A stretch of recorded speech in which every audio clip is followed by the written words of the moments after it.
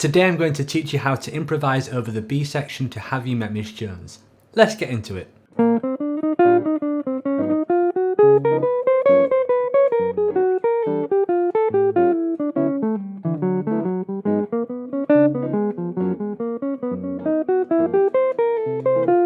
Hey everybody, this is Jamie Holroyd helping you learn jazz guitar. Welcome to the channel. The biggest obstacle that most improvisers face when they're improvising over the jazz standard Have You Met Miss Jones is the B section or the bridge. This is because the harmony is only a stone's throw away from Coltrane's classic Giant Steps. In today's lesson, I'm going to break down the bridge of Have You Met Miss Jones by giving you two different etudes to play over this piece. The first one uses tetrachords and the second one is more of a solo that uses tetrachords, arpeggios, chromatic notes, altered scales. So if you are new to jazz and you don't know what these terms are, then I suggest that you look these up. I have other lessons on these things, but if you're a bit more of an intermediate player and you're looking for something more challenging to stick your fingers into, then I think you'll enjoy this lesson. Let's get into it. Just before we get started, I'd like to tell you about a free beginner jazz guitar course which I have available. The course is a 62-page downloadable PDF which you can obtain by signing up to my website. The link for that is listed in the description below. You'll definitely find this useful if you're new to jazz guitar.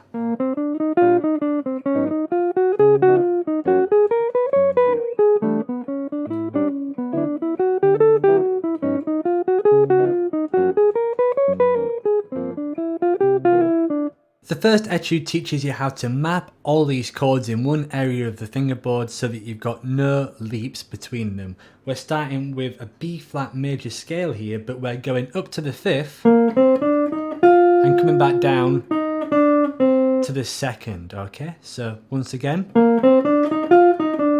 that leads us nextly to the next part of the etude, bar 2. What's going on here is that we are just thinking of the 5 chords. So you can always do that when you've got chords that are moving by quick. You can just get rid of the 2 chord and think of the 5 chord, which is what Coltrane does in Giant Steps, right? He goes.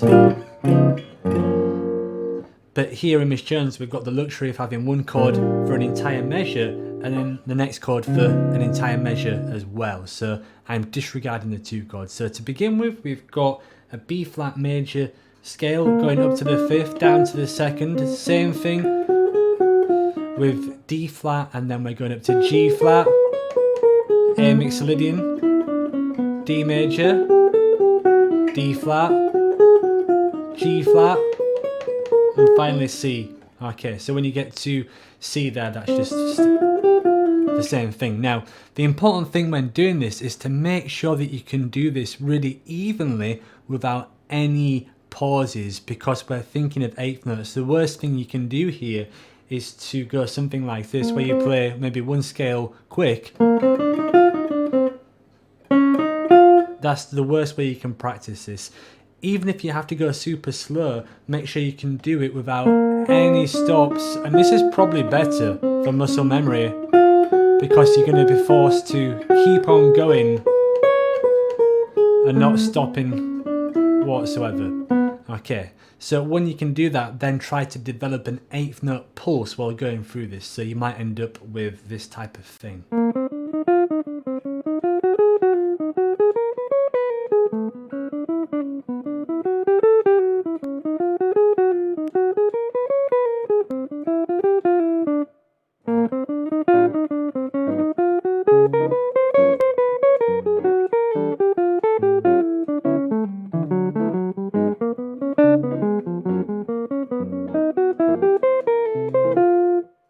Etude number 2 sounds more like a solo. We're using all the concepts from etude number 1, but we're adding some jazz techniques to them to make them sound a bit less mechanical. So the first 4 bars of the solo sound like this.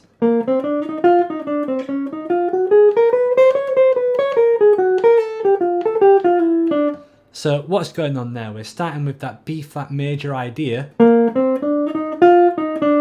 and then of course we're going to the D flat major idea again. But rather than descend, we're going up and we're adding some chromatic notes. Now we're going into bebop scale terms here as we're going to the G flat. So the lick of a D flat to G flat sounds like this.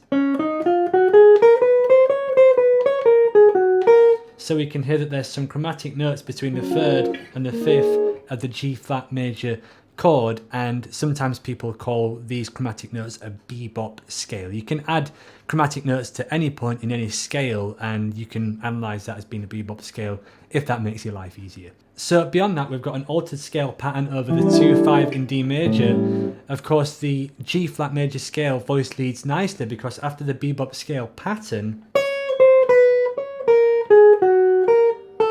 that takes us to A, which is the 11th of the minor 7 chord, but I'm really thinking of the 5 chord here. Again, I'm just thinking of an altered dominant pattern over this chord that goes, and that resolves to C sharp, which is the 7th of D major 7. So that pattern once again.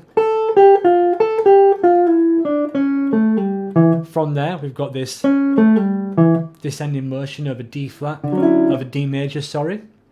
Beyond that, we've got an enclosure. So halfway through the bar of D major 7, I'm preparing your ears for the next chord by using this enclosure,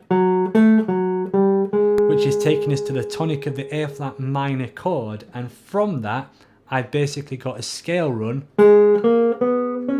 which goes at 4 notes of that scale, A flat Dorian or A flat minor.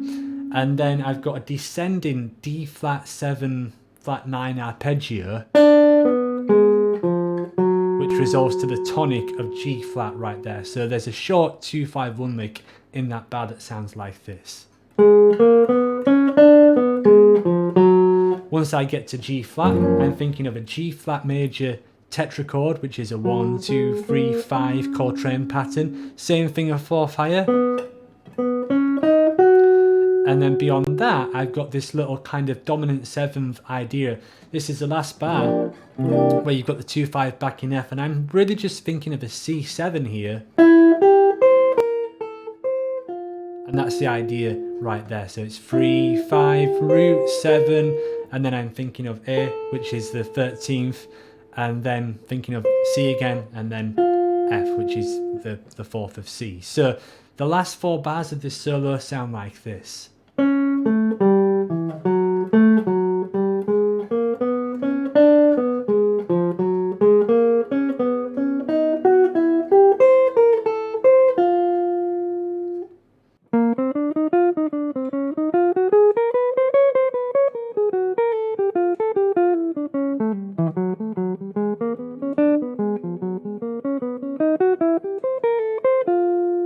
I hope that you found these etudes useful and they give you a solid pathway to improvise over the bridge to Have You Met Miss Jones.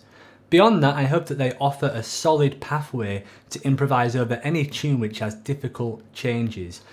That is, that if you have changes that are densely packed, like in this one, you basically got a new key center every 2 bars, then the better approach usually is to strip down the harmony and think of shorter devices like arpeggios, tetrachords, triads. Scales alone are not always a good option when you first start out. I think that using the smaller harmonic devices help train your ears to hear some of these chord changes. So that's why I've used these in these etudes. Thank you very much for watching. I hope you enjoyed the class. If you would like more content like this, then please subscribe to this YouTube channel.